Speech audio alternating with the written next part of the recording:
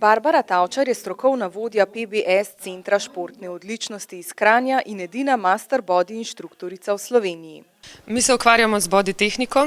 To je tehnika, ki skrbi oziroma njen glavni cilj, da izboljša kvaliteto posameznikovega vsakdana, in to delamo s pomočjo različnih pristopov in predvsem baziramo na nekem individualnem treningu. Sicer radi rečemo, da je to nek način življenja, ker ljudi tudi med samimi vadbami poskušamo ozaveščati, jih učiti, skratka tudi na ta način izboljšati njihov kvalitetni vsakdan. Inovatorka body tehnike, magistrica Ana Marija Jagodič Rukavina iz Zagreba, je končala fakulteto za kineziologijo.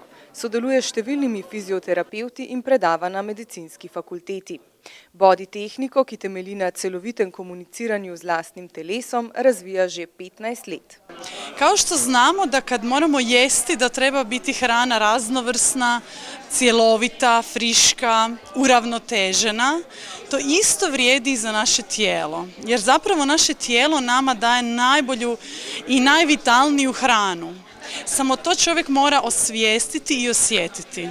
I to je ono što u biti body tehnika je.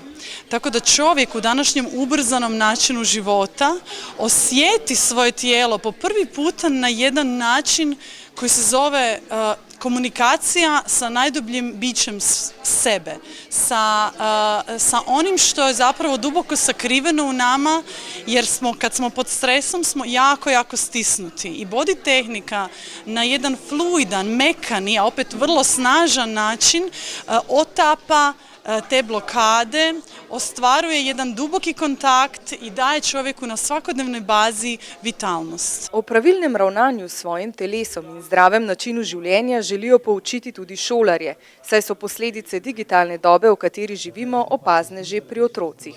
Kar se tiče naše mladine, je opaziti mogoče nek manjši trend izboljšanja.